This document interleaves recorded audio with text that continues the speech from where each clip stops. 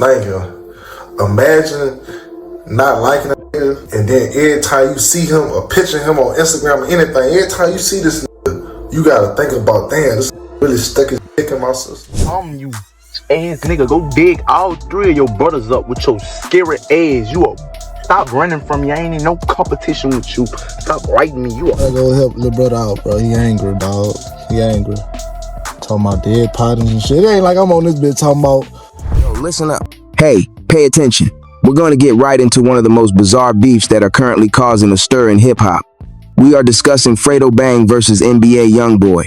And believe me when I say that this circumstance has completely rekindled the flames.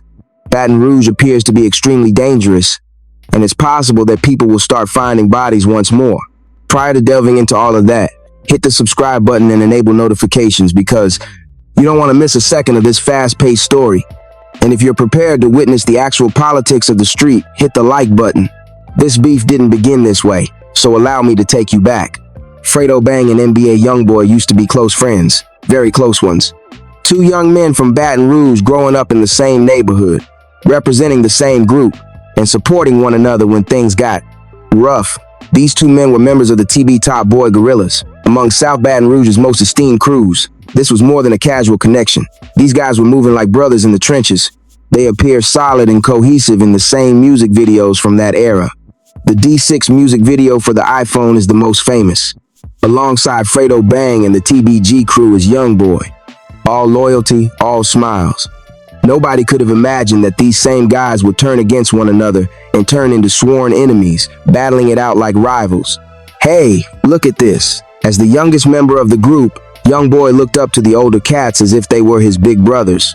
Fredo was one of those older men who showed him affection, gave him advice, and assisted him in getting around. However, we are all aware of how quickly a brother can become an enemy in the streets.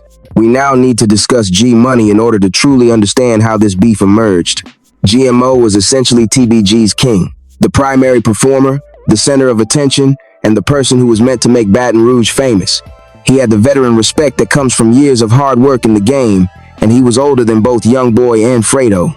When YoungBoy was just a teenager, G Money took him under his wing, introduced him to the TBG collective, assisted him in creating music, and essentially became like a big brother. While signed to TBG, YoungBoy even discontinued Life Before Fame. However, it didn't blow up as they had anticipated. This is where things get messy. G Money began to receive all the attention while YoungBoy was working hard and fighting for attention. YoungBoy believed that his talent was being overlooked and that he was being ignored. That bitterness began to fester. However, the true breaking point was when G Money did something on his track that YoungBoy was simply unable to. At that point, the fallout escalated. Hey, look at this. Do you recall the times you spent relaxing and smoking with your younger brother? In fact, I used to refer to you as my big brother. Then, however, things took a turn for the worse. G Money allegedly went too far with the young boy's sister and had the gall to show it off on Instagram. Yes, you have heard that. Correct. Blatant disrespect in public. That is the kind of betrayal that quickly turns brothers into adversaries. In subsequent interviews, G Money acknowledged that it had occurred but claimed it had been a long time ago. YoungBoy wasn't tripping at first. However, that disrespect hit differently and became unavoidable once YoungBoy began to blow up. Disregard. YoungBoy left TBG after that in order to concentrate on developing his own NBA brand. The TBG camp was not pleased with that action. After all they had done for him, they believed he was betraying them. When Ela, YoungBoy's cousin, was killed, things became even more bizarre. Ela was associated with the Bottom Boy Gorillas, or BBG, who were at odds with the TBG. Following Ela's passing, YoungBoy embarked on a Bottom Boy Gorillas simple retaliation mission, which put him in jail on charges of attempted murder. While YoungBoy was imprisoned, pursuing his case, rumors circulated in the streets that TBG affiliates were involved in Oz's demise. The beef continued to explode. YoungBoy was being shot at in their tracks by G Money and the TBG crew, and after he got out, he returned with even more force. Then, in September 2017, everything reached a turning point. In the parking lot of a music studio, G Money was shot and killed. He never made it to his scheduled meeting with Fredo Bang, who was being released from prison that day. Everyone raised an eyebrow at the timing, and fingers began pointing at the NBA camp right away. At that point, The beef became more intense and the stakes increased even further. At this point, Fredo Bang truly takes center stage as YoungBoy's primary competitor. Following G-Money's passing, Fredo took on the role of TBG spokesperson and carried on his friend's legacy. He believed it was his duty to defend his legacy and exact revenge on G-Money. For the majority of the drama between YoungBoy and G-Money, Fredo had been imprisoned. He was therefore prepared to go to war when he emerged and discovered his friend had vanished. Even the authorities detained him. Imprisoned for a few more months following G-Money's passing, out of concern that he might take revenge or kill himself, Fredo and Boulevard immediately set out to dominate the rap game and settle scores after Fredo hit the streets. In the NBA camp, they began releasing diss tracks directed at YoungBoy. The beef just kept getting worse after that. The aggression continued to heat up. Boulevard Quick was killed outside his flat, and Dump, YoungBoy's manager, was killed right outside his house. The entire city of Baton Rouge was caught in the crossfire of this deadly feud, with bodies falling left and right. In December 2023, after years of a feud that had taken many lives, YoungBoy and Fredo unexpectedly spoke on the phone. Out. This had nothing to do with social media or clout. Two adult men had a private discussion after realizing that their beef had gotten out of hand. Fredo described what transpired in interviews. In essence, we were conversing. There has never been an issue. Social media exaggerates things. I may make a statement in my song. He may speak in his own words. We also occasionally put each other to the test as artists. However, the main goal is to demonstrate that it was never truly an issue in the first place.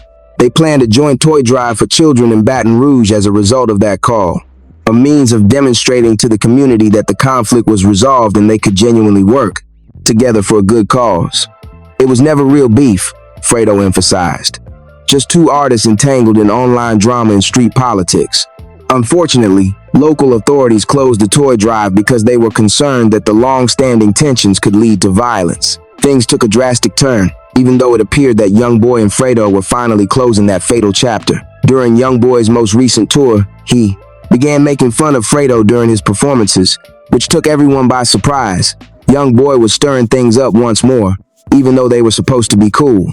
He sang songs at several stops that were obviously directed at Fredo, highlighting them to startle the audience. Every time, the fans went crazy. As anticipated, videos of these performances began to go viral on social media. When Fredo saw them, he felt completely disrespected. Every night, a young boy was making fun of him in front of thousands of fans, and he believed that the problems were behind them. That is precisely the type of public humiliation that can quickly rekindle a feud. Fredo talked candidly about it in a recent interview. Just so you know, I really enjoy seeing the entire state and city come, collectively. It was lovely. Despite the fact that I was being disparaged by the majority of the songs they were singing 9 times out of 10. Do you sense me? It was still lovely though. I'm on some straight up town stuff though, so you guys need to know that. And I started to trip over that last line, direct street conversation. Hey, things were gonna get crazy. Although Fredo made it clear that he would not tolerate any more disrespect, things became even more complicated when YoungBoy's fans began to physically harass him. In a widely shared video, a 33-year-old YoungBoy fan actually pulled up on Fredo and recorded his response while blasting YoungBoy's music as loudly as possible. By attempting to entice Fredo, it was essentially a music drive. I just pulled up in that dump while blasting YoungBoy's music, the fans can be heard saying in the video. Most people would have lost it at that point, but Fredo maintained his composure and didn't let the fan get to him, even though it was obvious that he was furious. The video became very popular. Millions of people laughed at Fredo's expense. And public humiliation of this kind is precisely what can rekindle a feud. It becomes more than just music once fans begin to personalize it. It has to do with reputation and street respect. Fredo eventually lost it and released a response song after putting up with the trolling and the tour disses. There was more to that song than just music. It was an outright declaration of war against YoungBoy and his entire camp. With some of the most disrespectful bars we've heard in this beat, Fredo went straight after YoungBoy in the song. He criticized YoungBoy's relationships, legal issues, and even his street credibility. After they allegedly squashed things, Fredo made it very evident that he felt deceived. The song didn't hold back. It even made references to some of YoungBoy's deceased friends and implying that if the disrespect continued, more bodies might fall. Given the history of violence between these camps, Law enforcement takes that kind of language seriously. The willingness to go all the way over this beef has already been demonstrated by both parties. We are discussing a conflict that has already resulted in numerous fatalities. GMO Boulevard Quick, as well as a number of other partners from both groups, they can be mature, as evidenced by their ability to temporarily squash it. However, fan trolling, Fredo's response song, and YoungBoy rekindling the insults while on tour have reignited the fire. Now that we're starting over, the stakes are even higher. YoungBoy is facing federal charges and cannot afford to have his name associated with any more acts of violence. Fredo has established his reputation and career, and he isn't going to jeopardize it for a single beat. However, federal cases and careers are irrelevant to the streets.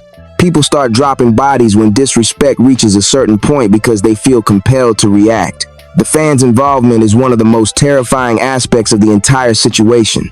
The fan base of YoungBoy is renowned for their loyalty, and occasionally they go too far. They are now attacking Fredo, blasting his competitor's music, and recording it for social media, transforming this music-related feud into a complete mess.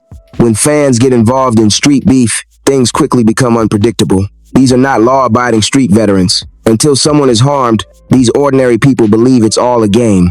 Even recently, Fredo talked about how difficult it is to compete with YoungBoy's crazy fan base. I hope it's not someone like me because of what I'm going through. Man, I'd be competing against one of the world's biggest artists. That would be challenging. Do you sense me? Particularly with an insane fan base. I wouldn't wish for anyone what I'm going through the present. It's boiling over. YoungBoy appears determined to push buttons, and Fredo made it clear that he won't tolerate any more disrespect. This conflict could blow up at any time because both sides have access to shooters and a violent past. This beef has the potential to become lethal at any time. The absurd thing is that they have already demonstrated that they are capable of maturing and putting aside their disagreements. They both realized how the beef was harming their community, as evidenced by that phone call and the planned toy drive. However, with millions of people watching every move, ego and disrespect don't care about common sense. This scenario is a prime illustration of how quickly the rap game can go from peaceful to lethal. NBA YoungBoy and Fredo Bang had a genuine opportunity to take the lead, demonstrating that rivalry doesn't have to result in violence. Rather, they are back to where they started, and pride and disrespect may claim more lives. What are your thoughts on all of this? Is it too late, or can they squash the beef once more? Please share your thoughts in the comments section below.